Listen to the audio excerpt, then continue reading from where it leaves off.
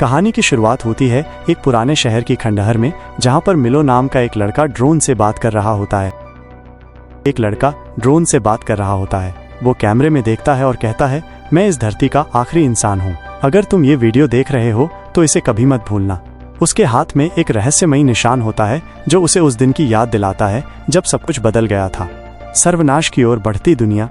कहानी कुछ साल पीछे जाती है। दुनिया तबाही की कगार पर थी। हर जगह जंग, भूखमरी और अन्याय फैला हुआ था। उसी वक्त न्यूयॉर्क में रिकी नाम का एक शख्स पढ़ाई कर रहा था।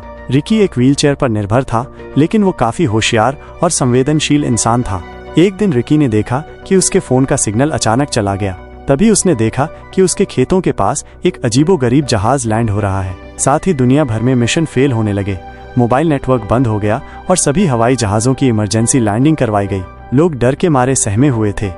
एलियंस का आगमन। फिर अचानक आसमान में बादल छा गए और एक विशाल एलियन स्पेसशिप ने सूरज की रोशनी को पूरी तरह ढक लिया। इसके बाद पूरी दुनिया में हलचल मच गई।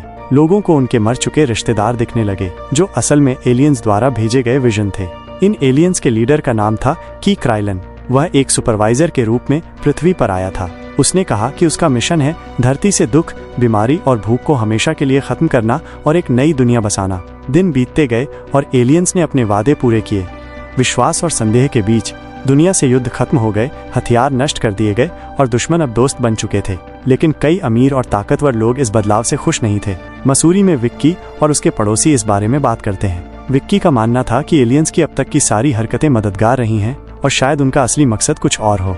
एक रात रिकी और उसकी पत्नी के घर अजीबोगरीब घटनाएं होने लगती हैं। इलेक्ट्रॉनिक डिवाइसेस अपने आप काम करने लगती हैं, जिससे वे डर कर अपने कुत्ते के साथ बेसमेंट में छुप जाते हैं। तभी एक रोशनी उनके घर को घेरे रहती है और दरवाजे अपने आप खुल जाते हैं। बाहर जाकर देखते हैं तो उन्हें एक बड़ा सा डोम नजर आता है। मध्यस्थ की भूमिका।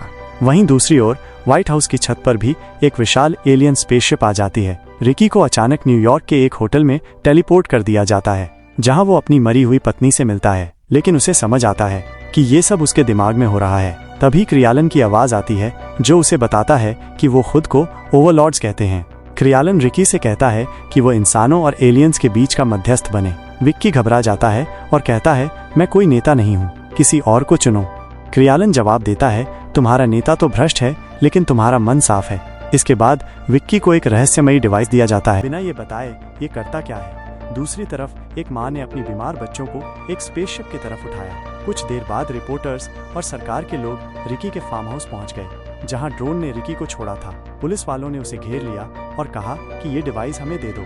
जब रिकी ने मना किया तो उन्होंने उसे धमकी दी, अगर ऐसा नहीं किया तो अच्छा नहीं होगा तेरे साथ। दूसरी तरफ एली इस पूरी वारदात को रिकॉर्ड करने लगी, ताकि रिकॉर्डिंग के चक्कर में पुलिस वाले कुछ गलत ना करें। आखिरकार रिकी ने मजबूरी में वो डिवाइस देना पड़ा। वहीं दूसरी ओर ओवरलॉर्ड्स ने बच्चों को पूरी तरह ठीक कर दिया। कुछ घंटे बाद पूरी दुनिया से खबरें आने लगी, चाहे कोई भी बीमारी हो जिसका इलाज बिना हो, धीरे धीरे बीमारी खत्म हो रही है, लोग अपने आप ही ठीक हो रहे हैं। रिकी को व्हाइट हाउस बुलाया गया, जहां उसने पूरी दुनिया को बताया कि उसे ओवरलॉर्ड ने अपना एम्बेसडर बनाया है।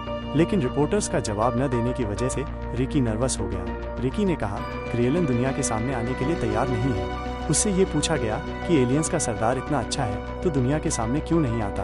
उसने कहा, अभी वो सबके सामने आने के लिए तैयार नहीं है, समय सही होगा तो आएगा। जब भी क्रिएलन को रिकी से बात करनी होती, वो ड्रोन उसे ले जाता। रिकी को ऐसा लगता कि वो इस होटल में महीने बीत गए। ओवरलॉर्ड्स ने भुखमरी और गरीबी जैसी बीमारियों को दूर कर दिया। रिकी का काम था सभी देशों के बीच संबंध अच्छे रखना। कुछ लोग अभी एलियंस पर भरोसा नहीं कर रहे थे। उन्हें अब भी ये लग रहा था एलियंस हमें कमजोर बना रहे हैं और फिर हमला करेंगे। तब फ्रीडम लीग नाम का एक ग्रुप बना, जिसे दुनिया का जाना माना रिपोर्टर ह्यूगो सपोर्ट कर रहा था। ये ग्रुप एलियन के खिलाफ प्रोपेगेंडा फैला रहा था। रिकी ने एलियन से कहा, अगर तुम दुनिया के सामने आए तो लोगों का तुम पर भरोसा बढ़ेगा, लेकिन क्रिएलन ने मना कर दिया। दूसरी तरफ मिलो को उसके तेज दिमाग की वजह से उसे एक स्कॉलरशिप दी गई थी, क्योंकि वो एलियंस टेक्नोलॉजी के ऊपर सर्च कर रहा था। एक रात मिलो ने देखा उसकी माँ एक डीलर से लड़ रही है। जब डीलर ने बंदूक निकाली और उसकी माँ पर वार किया तो मिलो को गुस्सा आ गया और कहने लगा, मेरी माँ से दूर रहे कुत्ते। लेकिन डीलर ने गुस्से में उसे ही गोली मार दी। उसकी माँ ज्यादा डर गई और उसे गोद में उठा लिया। तभी आसमान से एक रोशनी आई, जिसने डीलर को तुरंत ही मार दिया और मिलो को पूरी तरह ठीक कर दिया। मिलो अब जिंदा ही नहीं बल्कि चल भी सकता था। मीडिया ने इस इंसिडेंट को दिखाया और ह्यूगो ने कहा, ये एलियंस हमारे साथ भगवान भगवान खेल रहे हैं, जिसको चाहे ठीक कर रहे हैं। जिनको चाहे मार रहे हैं। उनकी मर्जी चलेगी क्या? मसूरी में रिकी और एली के बीच झगड़ा हो रहा था क्योंकि रिकी एलियंस का एम्बेसडर बनने के बाद अक्सर गायब रहता। उन्हें ये समझ नहीं आ रहा था कि शादी करनी चाहिए या नहीं। तब रिकी को बाहर से आवाज आई। जैसे ही वो बाहर गया उसे किसी ने बेहोश कर दिया। जब वो होश में आया उसे फ्रीडम लीग के लोग किडनैप करके उसे एक बेस में ले जाके एक जेल में बंद कर दिया। अगले दिन ह्यूगो उससे मिलने आया और कहने लगा कि वो ओवरलोड्स के द्वारा दिए गए सभी गिफ्ट को तबाह करना चाहता है ताकि इंसान फिर से पावर में आ जाए। लेकिन क्रिएलन ये सब सारी दुनिया में लाइव दिखाना शुरू कर दिया। जब ह्यूगो ने रिकी को करने का आदेश दिया, एलियंस ने टाइम को रोक दिया और एक ड्रोन आया जिसने रिकी को इस होटल में ले गया जहाँ पर उसकी मर चुकी पत्नी खड़ी थी। लेकिन रिकी थोड़ा इमोशनल हो गया और ये समझ चुका था कि ये सब उसके दिमाग में है। फिर वो अपने घर वापस लौट आया।